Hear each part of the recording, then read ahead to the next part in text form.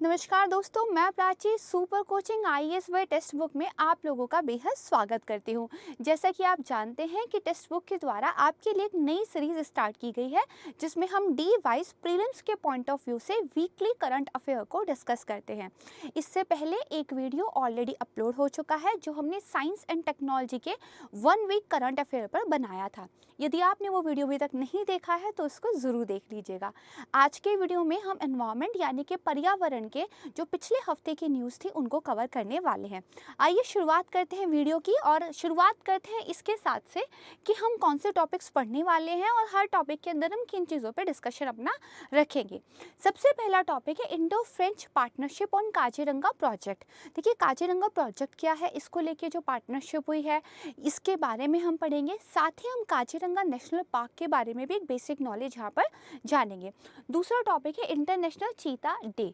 चीता कितना ज़्यादा न्यूज़ में थे ये हम सब जानते हैं। चीता री इंट्रोडक्शन प्रोग्राम हाल ही में देखिए कंप्लीट हुआ है, जहाँ पर हमने नामीबिया से कुछ चीतों को जो है भारत के अंदर री इंट्रोड्यूस किया है। हम री इंट्रोड्यूस वर्ड क्यों यूज़ करते हैं?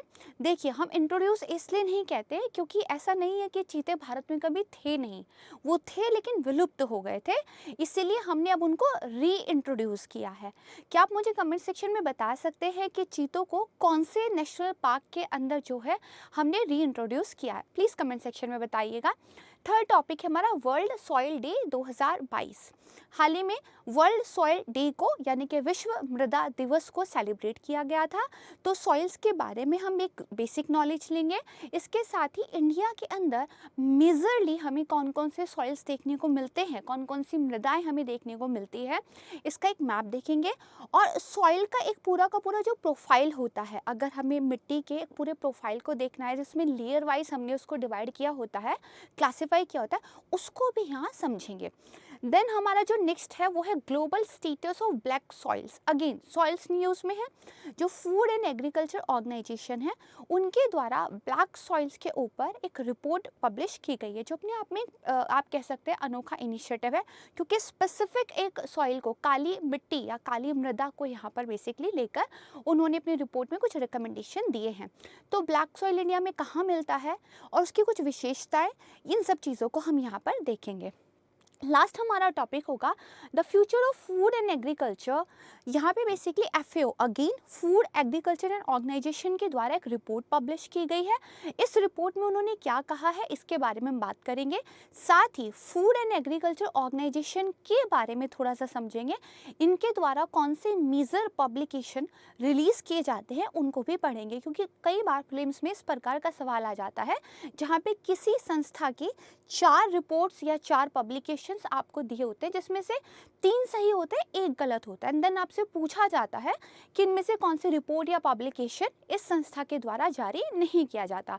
तो जो मेजर इस तरह की संस्थाएं होती हैं उनके पब्लिकेशंस के बारे में आपको चीज़ें पता होनी चाहिए। स्टार्ट करते हैं पहले टॉपिक से।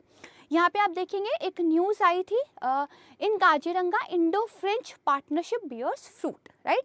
तो देखिए भारत ने और फ्रांस ने मिलकर काजीरंगा प्रोजेक्ट पर कोलैबोरेशन किया है। यहाँ पर एक एजेंसी है फ्रांस की एएफडी, आपको नाम याद रखने की ज़रूरत नहीं है, कंट्री का नाम आपको याद होना चाहिए। उन्होंने दरअसल 10 सालों के लिए यानी कि 2014 से लेकर 2024 के लिए आप कह सकते हैं करीब 80 मिलियन की फंडिंग को लेकर जो है अपनी एक कमिटमेंट दी है, राइट। इसके बाद थोड़ा सा बात करते हैं काजीरंगा प्रोजेक्ट के बारे में। हमें ये याद हो गया किस कंट्री के साथ किया, दैट इज़ इनफ। अब हमें ये प्रोजेक्ट के बारे में पता होना चाहिए। देखिए ये जो प्रोजेक्ट है ना, ये एक बड़े प्रोजेक्ट का एक हिस्सा है। वो बड़ा प्रोजेक्ट इज़ मोर इम्पॉर्टेंट। यहाँ पर देखिए Assam project on forest and biodiversity conservation, ठीक है। एक बार मैं अपना पेन सेलेक्ट कर लेती हूँ, चीज़ों को हाईलाइट करके आपको दिखा दूंगी। तो देखिए Assam project on forest and biodiversity conservation, basically ये एक बड़ा प्रोजेक्ट है। इस पर जो है आप कह सकते हैं असम सरकार के द्वारा काम किया जा रहा है। इसको 2012 में लॉन्च किया गया था, यानी कि इट्स नॉट न्यू, 2012 से इस पे काम चल रहा है। इसका अगर आप कहें एक ऑब्जेक्टिव, एक एम क्या था, तो इसका उद्देश्य है जो फॉरेस्ट है, जो फॉरेस्ट इकोसिस्टम है, वनों का जो पारिस्थितिकी तंत्र है, उसको रिस्टोर करना, जो वाइल्ड लाइफ है उसको प्रोटेक्ट करना, और साथ में जो फॉरेस्ट डिपेंडेंट कम्युनिटी है उनके लाइवलीहुड को भी अनहेंस करना। देखिए, जब हम फॉरेस्ट की बात करते हैं तो सिर्फ हम वहाँ पे मिलने वाले पेड़ पौधों, जंगली जानवरों की बात नहीं करते। बहुत सारे ट्राइब्स ऐसी हैं जो वनों के अंदर मिलती हैं। वो ट्राइब्स अपनी जीविका के लिए, अपने जीवन के लिए जो है वनों पर निर्भर हैं। अगर हमें वनों की कटाई रोकनी है या फिर जो शिफ्टिंग आप कह सकते हैं कल्टीवेशन होता है, अगर ये सब रोकना है तो उन ट्राइब्स को हमें उनके जीवन के लिए कुछ और लाइवलीहुड देने होंगे, मोर सस्टेनेबल टाइप के।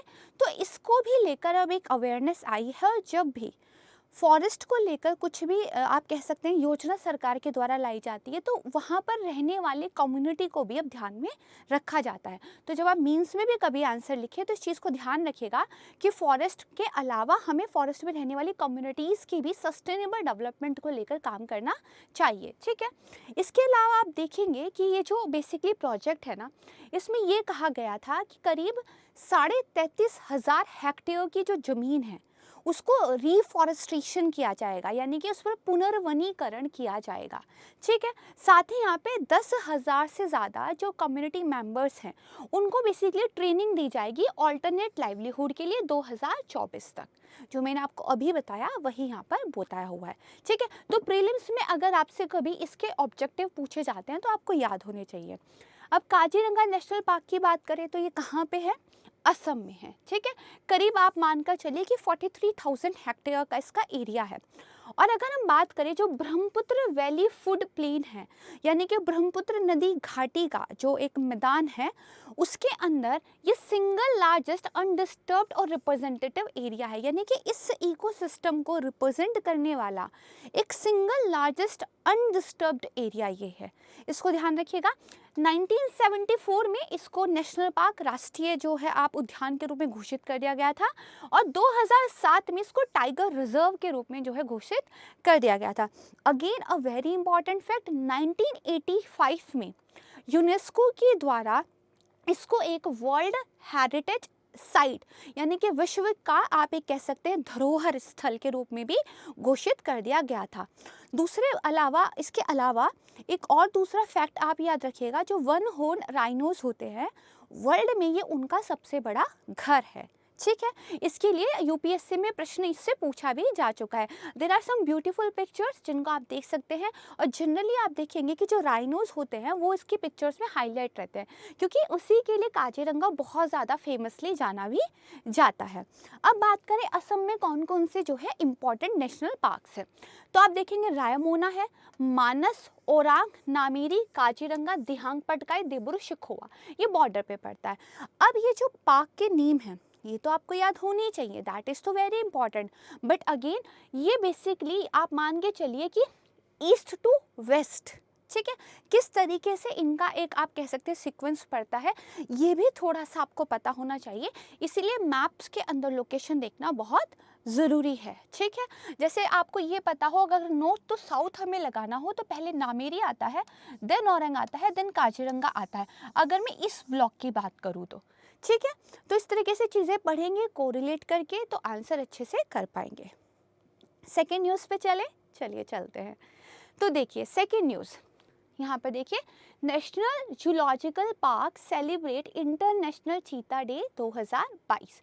ये जो नेशनल जूलॉजिकल पार्क है दिल्ली के अंदर, बेसिकली इन्होंने चीता डे को सेलिब्रेट किया, और साथ में जो वाइल्ड लाइफ कंजर्वेशन डे है, तो कब सेलिब्रेट किया? 4 दिसंबर को। ठीक है, तो ये जो सेलिब्रेट करना हमने स्टार्ट किया था ये 2010 से स्टार्ट किया था।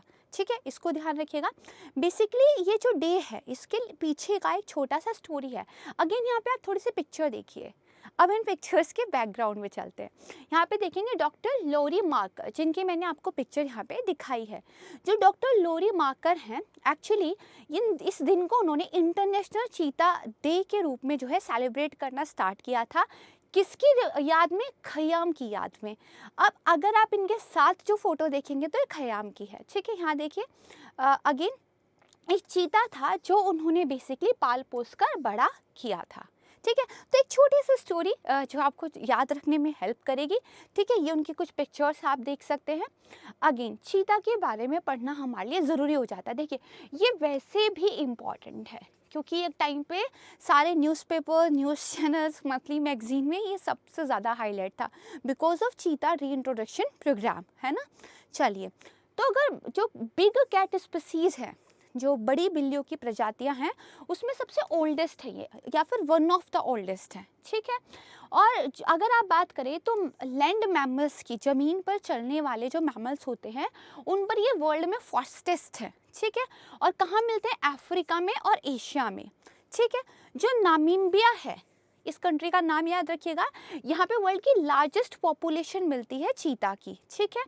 और बेसिकली भारत के अंदर अगर बात की जाए, ठीक है, तो इनका जो हैबिटेट लॉस हुआ है और ओवर हंटिंग हुई है, इसकी वजह से ये कम्प्लीटली वाइप आउट हो गए थे इंडिया से, यानी कि भारत के अंदर चीते विलुप्त हो गए थे। और ये ओनली लार्जर कार्निवोर्स हैं जो ऐसे विलुप्त हुए थे।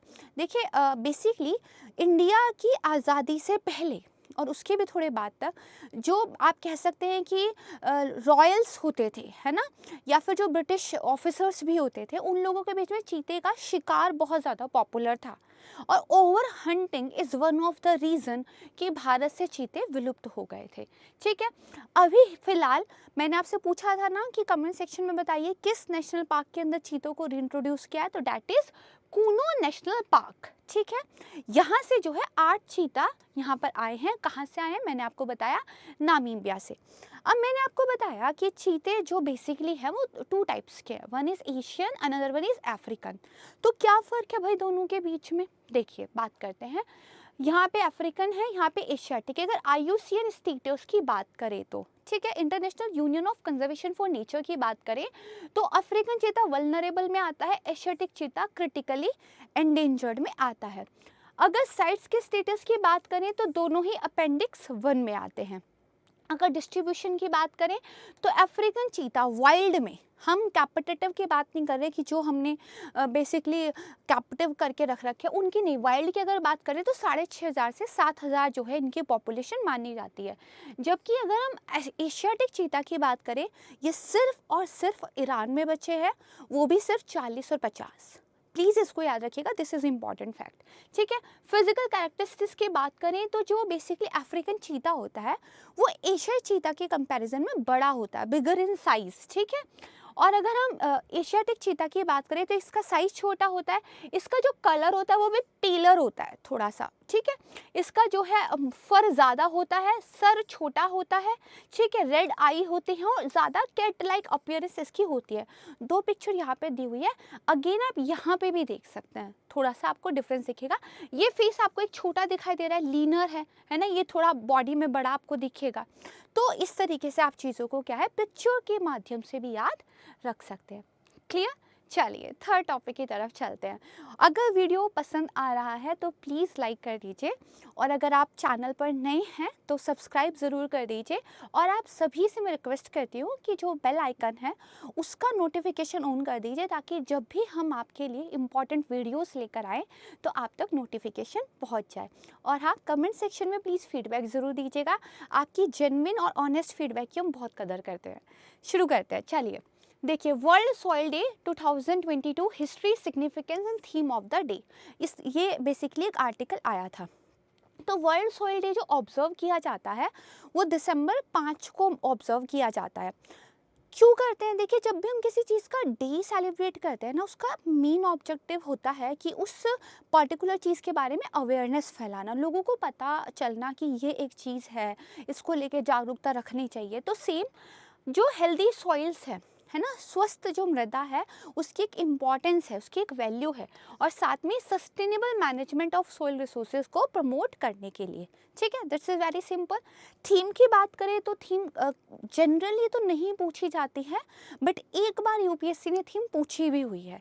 तो इम्पॉर्टेंट जो डेज होते हैं उनकी थीम एक बार पढ़ लेना चाहिए, है ना। जैसे सॉइल्स वेयर फूड बिगन्स, ये इसकी थीम रखी गई थी, मृदा जहाँ से जो खाना है, खाद है, वो प्रारंभ होता है, ठीक है, ये इसकी थीम थी। और बेसिकली हमने दिसंबर 5, 2014 को पहली बार जो है ऑफिशियली सॉइल डे को सेलिब्रेट किया था, यूनाइटेड नेशन ने डेजिग्नेट किया था, ठीक है। यहाँ पे फोकस क्या रखा जाता है? टॉप सॉइल रीजनरेशन में, अब टॉप सॉइल क्या होती है समझेंगे, ठीक है। Increasing biodiversity, improving the water cycle. देखिए अगर मिट्टी ठीक होगी तो ना सिर्फ आपको फूड सिक्योरिटी मिलेगी, बायोडाइवर्सिटी प्रोटेक्ट रहेगी, आपका जो ग्राउंड वाटर होता है वो सिक्योर एंड सेफ रहेगा, ठीक है, उसको प्यूरिफाई ढंग से होगा। और इसके अलावा अगर आप देखेंगे तो जो वाटर साइकिल होता है वो बेटर तरीके से रहता है।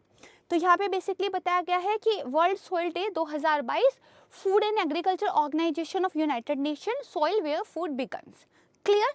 अब देखिए ये सॉइल का हम अगर एक वर्टिकल प्रोफाइल निकालें तो उसको हम हॉरिजॉन्टली कुछ लेयर्स में डिवाइड करते हैं या क्लासिफाई करते हैं।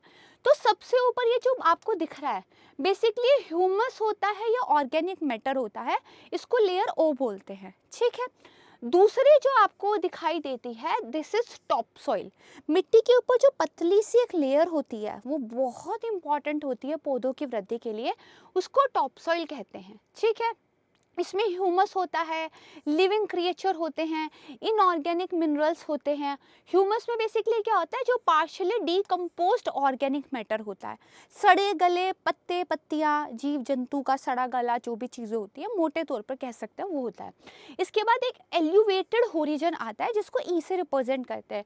ये बेसिकली होरिजन लीचिंग को रिप्रेजेंट करता है। लीचिंग का मतलब क्या है, देखिए जब पानी का बेसिकली इस तरीके से भाव रहता है तो यहाँ की चीज़ें लीच होके नीचे आ जाती हैं। तो आप देखेंगे यहाँ से चीज़ें लीच होती हैं नीचे की तरफ और यहाँ एक्यूमुलेट हो जाती हैं, ठीक है। इन दोनों लेयर में ये फ़र्क होता है। तो यहाँ पे देखेंगे एलिवेटेड होरिजन, ये जो लीचिंग का जोन है बेसिकली यहाँ पे मटेरियल्स मूव करता है डाउनवर्ड, ये याद रखिएगा। देन सब सोइल आता है, ठीक है। यहाँ पे बेसिकली क्या अक्यूमुलेशन हो जाता है चीज़ों का, जैसे आप देखेंगे आयरन, एल्युमिनियम, ह्यूमिक कंपाउंड्स, ये सब यहाँ पे एक्यूमुलेट हो जाता है। देन सी होता है आपका पेरेंट मटेरियल। पेरेंट मटेरियल क्या होता है, देखिए मिट्टी किसी चीज़ से तो बनी है, चट्टाने वगैरह रॉक्स वगैरह जो रॉक बेड है उन्हीं की टूट फूट वेदरिंग वगैरह होकर धीरे धीरे एक प्रोसेस चलता है, देन आपकी मिट्टी बनती है। तो वो जो पेरेंट मटेरियल है वो सेमी डिकम्पोज टाइप का जो हो चुका है। यहाँ पे आप देखिए वेदर्ड पैटर्न मटेरियल बेसिकली क्या है, यहाँ पे इनऑर्गेनिक आपको मिनरल्स मिलते हैं, ठीक है। देन आपकी बेड रॉक, बेसिकली यहाँ पे वो चट्टाने वगैरह होती है, यही चट्टाने टूट फूट के पेरेंट मटेरियल बनेगी, यही पेरेंट मटेरियल जाके आपका पूरा सॉइल क्रिएट करता है। ऊपर ह्यूमस, टॉप सॉइल, एलिवेटेड जो कि लीचिंग का जोन है, सब सॉइल, ठीक है, जहाँ पे चीज़ें अक्यूमुलेट हो जाती हैं। इस तरीके से इसको याद रखिएगा, प्रीलिम्स में क्वेश्चन पूछा जाता है, ठीक है। अब जब सॉइल्स की बात कर ही रहे हैं तो इंडिया के अंदर मेजरली कौन कौन सी मिट्टी मिलती है, कहाँ कहाँ मिलती है, थोड़ा सा हमें पता होना चाहिए। तो देखिए फॉरेस्ट और आप कह सकते हैं माउंटेनियस सॉइल, तो ग्रीन कलर से आपको जो दिख रहा है इसको आप समझ सकते हैं।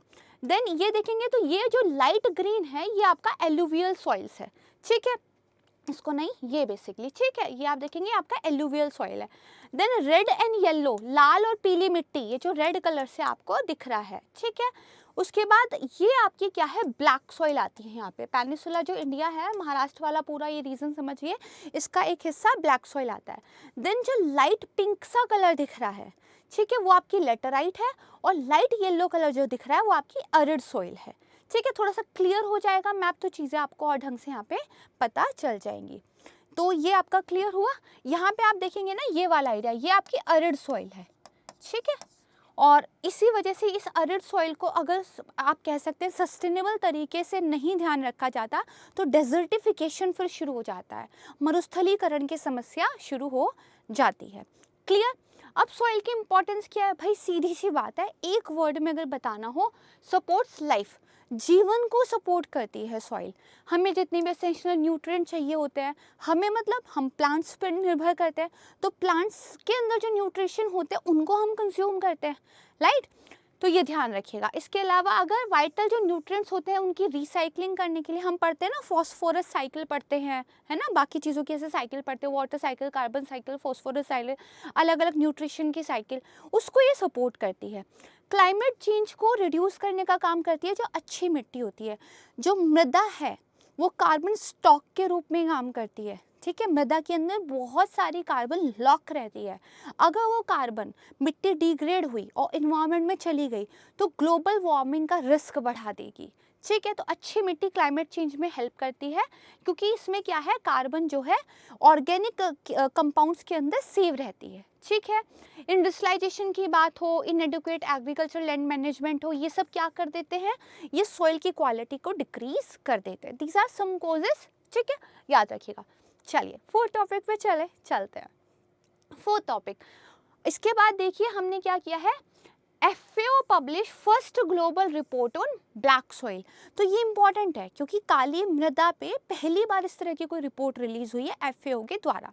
तो यहाँ पे देखिए, फूड एंड एग्रीकल्चर ऑर्गेनाइजेशन ने वर्ल्ड सॉइल डे को मार्क करते हुए, जिसके बारे में हमने अभी पढ़ा, एक रिपोर्ट लॉन्च की, that is first global status on black soil, है ना। ये बताती है कि जो काली मिट्टी है वो अब तक का सबसे ज़्यादा रिस्क जो है फेस कर रही है, और इसकी वजह से हमें क्लाइमेट क्राइसिस, बायोडाइवर्सिटी लॉस और जो लैंड यूज चेंजेस है, ये रीज़न दिखाई देते हैं। ठीक है, ये समझ में आया। रिपोर्ट और क्या कहती है, तो देखिए, जो ब्लैक सॉइल्स होती है ना, वो बहुत जल्दी अपना सॉइल ऑर्गेनिक कार्बन स्टॉक जो है उसको लूज कर रही हैं।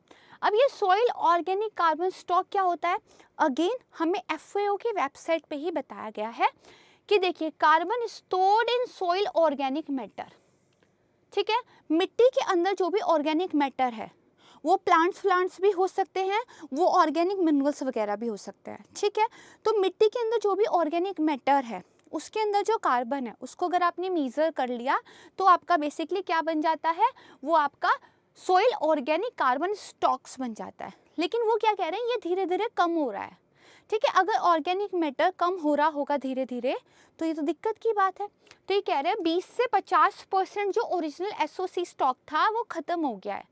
तो रिपोर्ट ने कुछ रिकमेंडेशन दी है। पहली बात तो नेचुरल वेजिटेशन जो है, प्राकृतिक वनस्पति का जो एक आवरण होता है, उसको प्रिजर्व करके रखने की ज़रूरत है। अब प्राकृतिक आवरण कौन सा होगा वनस्पतियों का, ग्रासलैंड, चारागाह जो आपके होते हैं, फॉरेस्ट, वन, वेटलैंड्स। ठीक है, इसके अलावा सस्टेनेबल सॉइल मैनेजमेंट को अपनाने की ज़रूरत है। ये कुछ रिकमेंडेशन दी गई है। देखो, अब what is soil organic carbon, soil organic carbon, the carbon stored in soil organic matter. याद रखिएगा, ये सॉइल के स्वास्थ्य के लिए, सॉइल की फर्टिलिटी यानी कि उसके उपजाऊपन के लिए, इकोसिस्टम की सर्विसेज के लिए, और कुल मिलाकर फूड प्रोडक्शन के लिए बहुत क्रिटिकल है, बहुत इंपॉर्टेंट है। ठीक है, यहाँ पे बताया गया है कि जिन सोइल्स में हाई कार्बन कंटेंट होता है वो ज़्यादा प्रोडक्टिव होती हैं, वाटर को वो बहुत बेटर तरीके से प्यूरिफाई कर पाती हैं, फिल्टर कर पाती हैं। FAO ने ये डाटा दिया है ना। सॉइल ऑर्गेनिक कार्बन जो होता है वो क्लाइमेट चेंज में एक बड़ा रोल प्ले करता है, क्योंकि मैंने आपको बताया ना कि बेसिकली जो मिट्टियाँ होती है बहुत बड़ा कार्बन स्टॉक अपने अंदर यहाँ पे रखती हैं। फिर उन्हें पूछा है क्या इम्पैक्ट होगा अगर ये लॉस हो जाए, भाई हम क्यों टेंशन लें। तो देखो, अगर डिग्रेडेशन जो हुआ है विश्व की 1/3 मिट्टी का, उसकी वजह से जो कार्बन इसके अंदर बेसिकली सेव था वो एटमॉस्फेयर में रिलीज हो गया है। और कितने डाटा निकल के आता है, 78 गीगाटन, बहुत ज़्यादा है ये, है ना। फर्दर अगर इस सोइल कार्बन स्टॉक में डैमेज होगा तो बेसिकली फर्दर क्या है, ग्लोबल टेम्परेचर राइज होगा, क्योंकि कार्बन एमिशन जितना इन्वायरमेंट में जा रहा है उससे ज़्यादा जाएगा, और बेसिकली क्या हो जाएगा, एक land carbon climate feedback loop चल जाएगी। ज़मीन के अंदर की जो कार्बन है वो भी ऊपर इन्वायरमेंट में एटमॉस्फेयर में रिलीज हो रही है, जिसकी वजह से एक लूप चल जाएगा। ठीक है, या लूप कैसे होगा, देखो, क्लाइमेट चेंज हो रहा है, मिट्टी डिग्रेड हो रही है, मान के चलो क्लाइमेट चेंज हो रहा है इसलिए आपकी क्या है, सॉइल डिग्रेड हो रही है। सॉइल डिग्रेड हो रही है इसलिए क्या है, कार्बन डाइऑक्साइड का एमिशन कर रही है। ये एमिशन हो रहा है तो अगेन ग्लोबल वार्मिंग की वजह से क्लाइमेट चेंज हो रहा है। तो this is a loop, this is a negative loop, it's not a good, है ना लूप। फिर देखो इससे क्या होगा, फर्दर चीज़ें एक्सेलरेट होंगी। तो हमें बेसिकली क्या करके रखना है, जो हॉट स्पॉट्स हैं, है ना, जैसे पीटलैंड्स, ठीक है, परमाफ्रॉस्ट, ग्रासलैंड्स, इन पर थोड़ा ज़्यादा ध्यान देने की क्या है, ज़रूरत है। ठीक है, नेक्स्ट की बात करते हैं। ब्लैक सॉइल क्या होती है, थिक डार्क कलर की सॉइल होती है, ऑर्गेनिक मैटर में काफ़ी रिच होती है, एक्सट्रीमली फर्टाइल होती है, बहुत उपजाऊ, इसलिए एग्रीकल्चर यील्ड्स यहाँ पे काफ़ी अच्छी मिलती है। इसके अंदर ना जो मॉइस्चर स्टोर करने की कैपेसिटी होती है बहुत हाई होती है। ठीक है, अच्छा, रिच किस किस में होती है, iron, lime, calcium, potassium, aluminium, magnesium इसमें काफ़ी मिलता है, बट नाइट्रोजन और फॉस्फोरस कम होता है। ठीक है। अगर पूरे वर्ल्ड के एसओसी की बात करें, जो हमने पीछे पढ़ा, इसी तरह इंटरलिंकेज बनती है, तो बेसिकली 8.2% जो है इसका कंटेन करके रखती है, यानी कि 56 बिलियन टन कार्बन जो है इसके अंदर रहता है। अगर भारत के अंदर की बात करें तो ये जो ग्रे कलर का आपको एरिया दिखाई दे रहा है, ठीक है, यहाँ पर जो है ब्लैक सॉइल आपको मिलती है। तो कहाँ कहाँ? Maharashtra, Madhya Pradesh, parts of Karnataka, Telangana, Andhra Pradesh, Gujarat, Tamil Nadu. ठीक है, इस तरीके से आप देखेंगे ये ब्लैक डार्क कलर की दिखती है, राइट। अब देखो, जब ये मिट्टी है ना, इसके अंदर सूखा हो रहता है, जब पानी नहीं होता तो इस तरह की दरारें इसमें पड़ जाती है, और जब ये पानी जाता है तो ये चिपचिपी होकर ये सारी दरारें भर जाती है, क्योंकि इसकी वाटर रिटेंशन कैपेसिटी हाई है। तो दरारें पड़ना और भरना, तो कहते हैं खुद से इसकी जुताई हो जाती है मिट्टी की, है ना। तो ये ध्यान रखना। इसके अलावा कॉटन के कल्टीवेशन के लिए बहुत इंपॉर्टेंट है, भारत के किसानों के लिए ये ज़्यादा इंपॉर्टेंट है, क्योंकि कॉटन कल्टीवेशन को ये सपोर्ट करता है, राइट। चलिए नेक्स्ट टॉपिक की बात करते हैं, क्या है? Future of food, world wouldn't be able to feed itself without wider systematic change. जो FAO है, उन्होंने ये कहा है कि अगर आपने कुछ सिस्टमेटिक चेंज नहीं किए तो विश्व अपनी खाद्य ज़रूरतों को पूरा नहीं कर पाएगा, ठीक है। तो देखिए, FAO ने एक नई रिपोर्ट रिलीज़ की थी, the future of food and agriculture drivers and trigger for transformation, ठीक है। उन्होंने बताया जो विश्व है लगातार एक खाद्य असुरक्षा का सामना करना पड़ रहा है। अगर ये जो एग्रीगेरियन फूड सिस्टम है ये सेम रहा तो चीज़ें खराब हो सकती हैं। रिपोर्ट ने बेसिकली कुछ स्ट्रैटेजिक थिंकिंग पर जोर दिया है, कुछ एक्शंस बताए हैं ट्रांसफॉर्म करने के लिए सस्टेनेबल, रिजिलिएंट और इंक्लूसिव फ्यूचर की तरफ, ठीक है। ये कुछ कीवर्ड्स होते हैं जो आपको मीन्स में काम आते हैं। अब देखिए, रिपोर्ट ने सजेशन किया दिया, देखिए शॉर्ट टर्म नीड से बियॉन्ड सोचने की ज़रूरत है। अब से 5 साल बाद या अगली बार, इस बार चावल की उपज कम हुई थी, अगली बार चावल की उपज ज़्यादा करनी है, ज़्यादा फर्टिलाइज़र, ज़्यादा पेस्टिसाइड, ऐसा शॉर्ट टर्म नहीं सोचना है, लॉन्ग टर्म सोचिए कि ऑर्गेनिक नेचुरल फार्मिंग पर जोर दीजिए ताकि मिट्टी ठीक हो, है ना, पानी की साइकिल ठीक हो, आपके क्रॉप्स जो है मोर हेल्दी होके आए। तो लॉन्ग टर्म चीज़ों पे सोचने की ज़रूरत है। तो देखिए, यहाँ पे उन्होंने बताया है कि कुछ ट्रिगर्स हैं जो ट्रांसफॉर्मेशन में आपको हेल्प करेंगे। अगेन ये आपको मीन्स में हेल्प करेगा, जैसे गवर्नेंस को इम्प्रूव कीजिए, ठीक है, और जो कंज्यूमर्स हैं उनको भी इन्फॉर्म्ड कंज्यूमर्स बनाइए, ठीक है, जान चीज़ें उन्हें पता हो। बेटर इनकम और वेल्थ डिस्ट्रीब्यूशन करना पड़ेगा, इनोवेटिव टेक्नोलॉजी एंड अप्रोचेस को लेकर जो है काम करना पड़ेगा, ठीक है। अब बात करते हैं FAO के बारे में। मैंने अभी मैं आपको 3-4 करंट पढ़ा दिया जिसमें FAO का नाम आया, डेट मीन्स हमें पता होना चाहिए। देखिए, ये यूनाइटेड नेशन के क्या है, स्पेशलाइज्ड एजेंसी है, विशेष संस्था है ये संयुक्त राष्ट्र की, ठीक है। 1945 में इस्टेब्लिश हुई थी और बेसिकली हेडक्वार्टर है रोम, इटली में। सबके लिए फूड सिक्योरिटी का एक एम लेके इसको इस्टेब्लिश किया गया था।